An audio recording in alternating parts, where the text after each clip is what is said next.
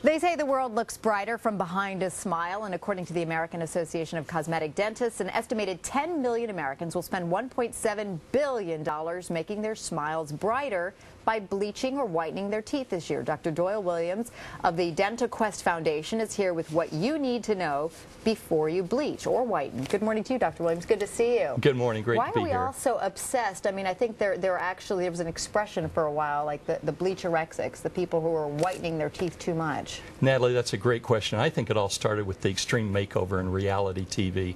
But everybody saw that you could have white teeth in a matter of what looked like minutes or hours, and we just became obsessed with it. And there are so many over-the-counter products now that you can buy and use at home. Are they just as effective as what you can get when you go to your dentist's office? They're getting just as good. They're just not as quick. Right. So, for example, if you go into the dental office, you might be able to have white teeth in 1 hour.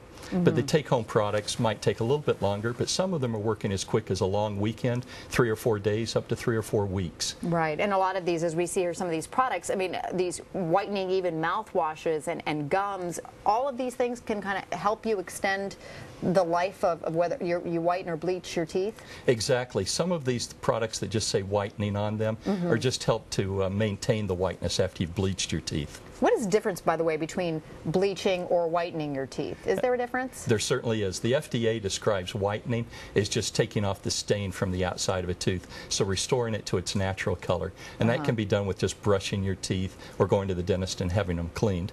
Whereas bleaching, we use a hydrogen peroxide, and we're actually going to lighten the tooth above its ability to naturally be white. Are all teeth created equal when it comes to whitening, or should some people stay away from it? It's not going to work for them. And definitely they're not created equal. And we've got some pictures that I think the audience is going to see that will show yellow and brown stains tend to whiten and brighten very well. Gray stains are a little bit harder to cover up because they've got some dark pigments in them. It may take power bleaching to do that. As we get older, our teeth get thinner, the enamel does, and it's very hard to whiten a tooth with thin enamel. And what is the difference between teeth discoloration and teeth staining? So stain is something that's on the outside, like if we're smokers or coffee or tea, dark drinks, or wine. Those are the things that stain the tooth and can be scraped off. Whereas discoloration is the inside color of the tooth, the natural color. And that could be from things we ate, minerals in our water, or foods. Right. And let's talk about some of the bleaching and whitening products that we have here. And as we mentioned, some of these traditional toothpaste whitening products, how do they hold up when it comes to actually whitening your teeth? That's a great question. So the toothpaste with whitening, they have a minimal benefit, but they can whiten maybe 1 or 2 shades, what will appear to be 1 or 2 shades, just by removing all the stain from the outside of a tooth. And I imagine just by maintenance and obviously brushing your teeth all the time, if you have had any bleaching or whitening, that's also going to help you maintain that look. That is a terrific way to maintain the whitening. Right. Okay. And then what about the non-traditional whitening products? As we mentioned, the mouthwash, the gums, floss. Do they really help too, or is that just... Yeah, so once again, in the maintenance phase, these products right here are going to help to maintain mainly the gums. People ask me, what in the world could gum really do?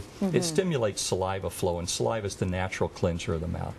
These products in the middle are the ones that really do the bleaching. Yeah. So these are your gels and your trays and your white strips, those kind of things. Right. And these have a hydrogen peroxide in them that is a bleaching agent at different concentrations. The lower the concentration, the longer it takes to bleach. Now what about when you go to the dentist's office and you see the light technique that they use too, the blue light? Does that work? I mean, what is it about that technology that is different than what you get in the gels or the strips? And that's actually been introduced into one of these over-the-counter products that has its own little blue light in it. Which one, really? This one here. The ones without light seem to do as well as the ones with the light. There's not a noticeable difference, but people like to think that the light and the heat that's generated from it will activate the bleach more or make it soak in. We should mention really quick the side effects, because as I've done this once before, and the next day could hardly eat a thing, and it hurt even just having the wind hit my teeth. Right? We were talking about that. And when you go to the dentist and you have a very high concentration of bleach on your teeth, sensitivity is the #1 side effect. The second one is... that goes away with time, though, right? It certainly does. As your teeth remineralize, they get better and the sensitivity goes away. And then the second side effect is you can actually burn your gums. So people like to think, you know, if a little bit does a little good, a lot must do a lot of good. And we've got these bleachaholics who use a lot of bleach, and all the time they spill it over onto their gums. It can really do some damage. You can really burn your gums. The important thing is we really have to follow manufacturer's directions. What about the enamel of your teeth? Does it do anything to that as well? I've heard people have cavities more over time. Is that true or not? It shouldn't be. So the enamel of a tooth is what is actually being bleached. And it's almost like frosting a piece of glass. But nature will take care of it, and it will remineralize, and that's why the whiteness tends to go away after a few months or a year. It's because the tooth is getting clear again, and you have to bleach it. All of these things, maintenance. Dr. Doyle Williams, thanks so much. Great to meet you. Thank you. Thank you very much. Coming up next.